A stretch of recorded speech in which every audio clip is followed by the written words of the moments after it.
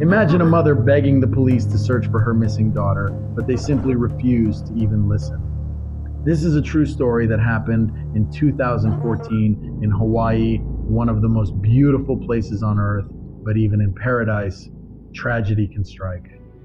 Viewer discretion is advised. This video contains disturbing details of a real criminal case and is based entirely on public records. So, Charli Scott was 27 years old and in the early stages of pregnancy. Even though it came as a surprise, she was excited to become a mother and was happily preparing for this new chapter in her life.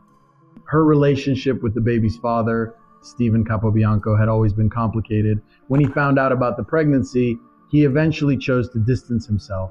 Charli decided to raise the baby on her own and never asked him for support. She didn't pressure Stephen to marry her or to be involved in their son's life. Thankfully, Charli had the support of her family and close friends. Still, she was determined to be independent. She dreamed of opening her own pet grooming salon on the island of Maui where she lived. She was training to be a groomer and absolutely loved her dogs. Charli's mom, Kimberlyn, last saw her on the evening of February 9th, 2014. It was at Charli's sister Brooke's birthday party. But the next day, Charli didn't come by her mom's place like they had planned. Kimberlyn started to worry. She called and texted, but got no response. Charli's other sister, Phaedra, also tried reaching out, but couldn't get in touch either. So Kimberlyn drove over to Charli's house. Her car wasn't there, the front door was locked, and one of the windows was slightly open. Phaedra managed to get inside through the window and let their mom in. One of the dogs was acting anxious. That's when they both realized Charli hadn't been home in a while. Her other dog, Nala, her favorite, was missing. The family knew Charli would never leave like that without telling anyone. And she would never leave Nala behind. Kimberlyn and Phaedra looked through every room of the house. But there was no sign of Charli and not a single clue about where she might have gone. Desperate for answers, Kimberlyn called a close friend, Adam Gaines, hoping he might know something. But he hadn't seen Charli in a long time and had no idea where she could be. Both women grew even more anxious, especially because Charli was expecting a baby. Fearing for her safety, they contacted the police. But the police just shrugged it off. They assumed Charli was all right. Her car was missing, so they thought she had simply decided to go somewhere. Maybe she was staying with a friend, and maybe her phone just ran out of battery. They didn't see any reason to act quickly. Thankfully, the family remembered Charli had recently installed an app called Life 360 on her phone, a location sharing app. They checked her location through the app. Suddenly, it showed that Charli was on the Hana Highway, a road famous for its difficult terrain. The last signal from her phone had come in the evening before, which meant Charli had been out there for more than 24 hours.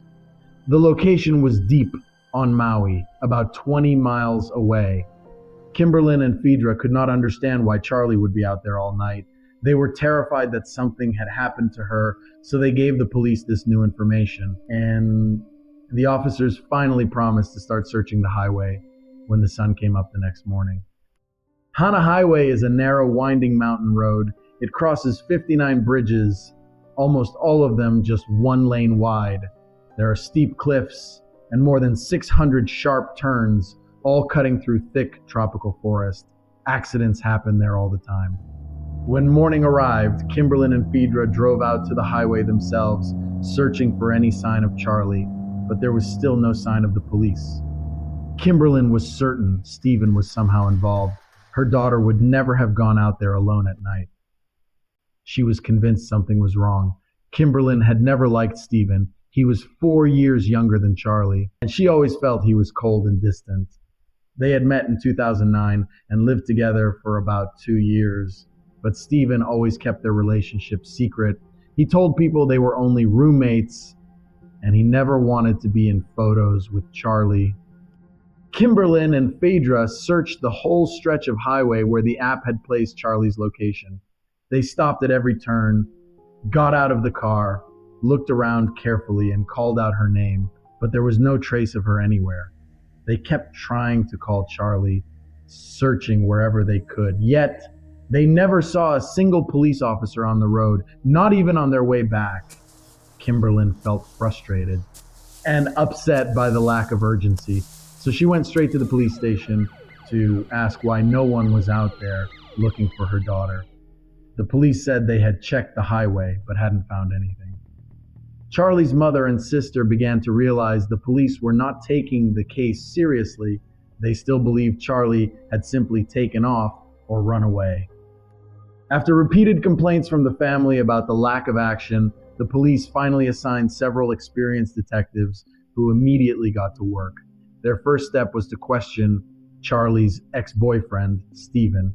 He told the detectives that he had seen Charli after she was reported missing. Stephen explained that his car had broken down on the highway and he called Charli to come help. She drove out to meet him, helped jumpstart his vehicle. According to him, they headed back toward town with Charli following behind. Then, he said, he got distracted. When he checked his rearview mirror, her headlights were gone. He assumed she had turned off somewhere and didn't think much of it. The detectives found his story suspicious. Why didn't he stop or turn around to check on her, especially since she was pregnant and alone at night on a dangerous road? Instead, he just kept driving. This raised many red flags for the investigators. It also came to light that Stephen was already seeing another woman at the time and no longer seemed to care about Charli. Once she found out about the other woman, Charli had stopped speaking to him altogether. Charli's mother strongly suspected Stephen might have had something to do with her daughter's disappearance. She even met with him in person, and he repeated the same story he had told the police. Meanwhile, Charli's friends created a Facebook page and used other social media platforms to help spread the word and organize search efforts. Thanks to those efforts, someone found Charli's dog 13 miles from the location, pinned by the app. Oddly, the dog's paw pads were not injured or worn down, which meant she had not walked that far on her own. That did not make sense to anyone. But it made them wonder whether Charli was nearby too.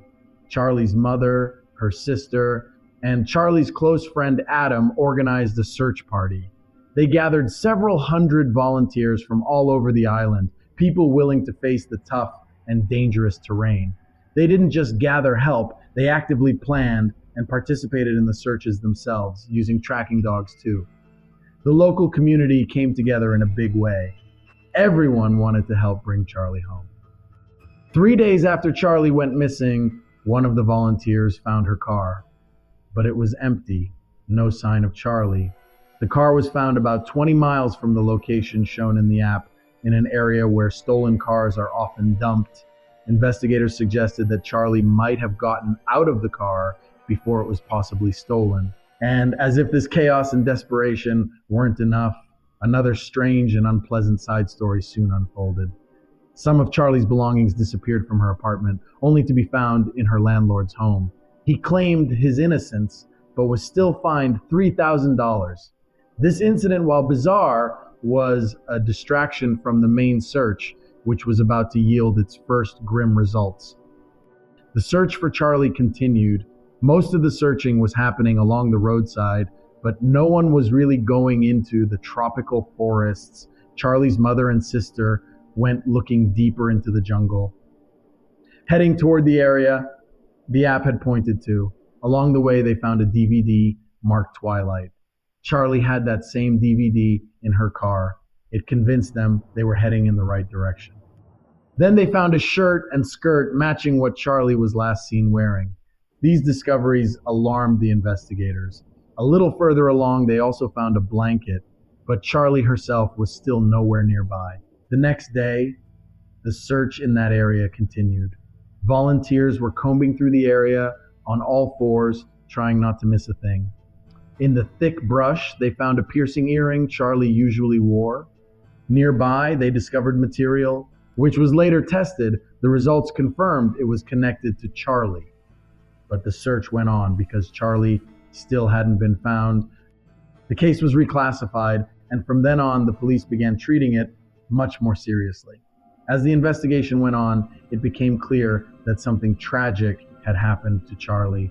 At that point, Stephen remained one of the main suspects, he was the last person known to have seen her, and investigators believed he might have had a motive. During questioning, he admitted he had repeatedly said he wasn't ready to be a father, which might explain why Charli didn't tell him about the pregnancy right away. Still, there was no direct evidence linking him to her disappearance. To find out what really happened, detectives needed to keep searching for clues. They focused on analyzing data from Stephen's phone. It turned out that on the night Charli went missing, Stephen had called her 15 times, and his phone had been in the same area where her belongings were later found. Police suspected that Stephen had been trying to locate Charli's phone, which they believed was somewhere in the jungle. That threw his story into question, since he'd claimed he was at home that night. But based on phone data, Stephen had spent much more time in that area than he had admitted. Charli's phone was never found. It's still unclear whether Stephen recovered it or if it's still out there somewhere in the jungle. Investigators also discovered that Stephen had returned to that location 3 more times before police found any evidence there. And then, a woman who knew Stephen came forward. She remembered him once joking that cliffs are a good place to hide things. In light of the investigation, that offhand comment suddenly felt very disturbing to people who heard about it. That information pushed police to carefully search the cliffs near the area where Charli's belongings had been discovered. One particular spot drew special attention when a police dog picked up a scent there, which got the search team's full focus. Strange marks were also found on the ground that caught the attention of investigators. But despite the intense search, no more evidence was found. A co-worker later told investigators that about 2 weeks before Charli disappeared, Stephen asked him a strange question. He wanted to know how someone might avoid responsibility for a serious wrongdoing. Detectives considered this as another detail worth noting in the case. Then, 2 months after Charli went missing, another employee at the bakery where Stephen worked reported something else. Stephen had been talking about bruises on his sister's arm and said he was worried her boyfriend didn't treat her right. He also mentioned that he was afraid of acting impulsively again. Even though these statements were only circumstantial, they helped build the case and eventually led to Stephen's arrest. 5 months after Charli's disappearance, he was taken into custody and formally charged. He pleaded not guilty. While the case was being prepared for trial, the search for Charli continued. In the same area, searchers found a pair of jeans that matched Stephen's size. Inside the pocket, they discovered a hair. Forensic experts confirmed that the hair was linked to Stephen. Experts explained that clothing often carries microscopic traces like hair or skin cells, and those tiny details can help determine who wore the item. This could have been a key piece of evidence, but unfortunately it was found after the legal deadline, so the court did not admit it into evidence. At the trial, Charli's family and friends pleaded with Stephen to reveal where she might be. He said nothing. Despite that, on December 28, 2016, Stephen Capobianco was found guilty and sentenced to life in prison. Stephen later filed an appeal. He argued that a break in the trial for the Christmas holidays may have influenced the jury's decision. The case had received a lot of media coverage during that time. The appeal was denied. As of now, 31-year-old Stephen Capobianco remains behind bars. Charli's mother, Kimberlyn, and her friend Adam created a volunteer group on the island of Maui to help search for missing people. Today, they assist in finding lost tourists and local residents. Charli's whereabouts have never been discovered. It leaves you wondering, could a different response from the police in those crucial first hours have changed everything for Charli? What are your thoughts? Let me know what you think in the comments below.